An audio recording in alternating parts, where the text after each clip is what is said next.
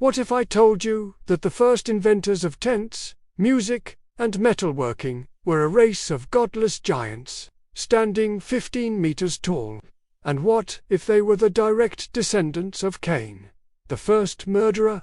This is the lost history of Cain's lineage, a story of innovation and tyranny that was almost erased from history. According to ancient Islamic and biblical texts, after Cain killed Abel, his lineage became known for two things: incredible inventions and terrifying tyranny.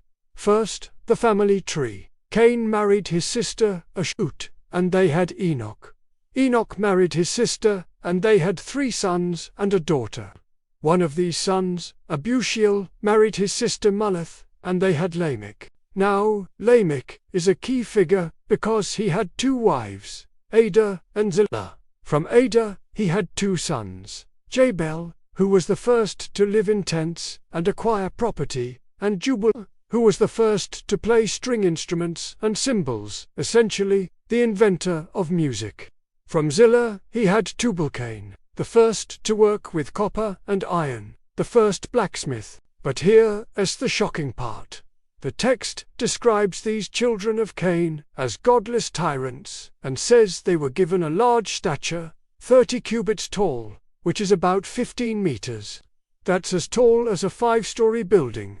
But then, the text says something even more startling. The children of Cain eventually disappeared, leaving only a few descendants, and knowledge of the pedigrees of all the progeny of Adam was lost, except for the descendants of Seth. In fact, all humans today are descended from Seth, not from Cain or his brothers who left no further descendants.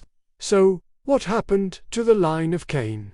The text doesn't explicitly say, but it implies that they were wiped out, perhaps in the Great Flood. But note, the flood comes later, and Noah is from the line of Seth.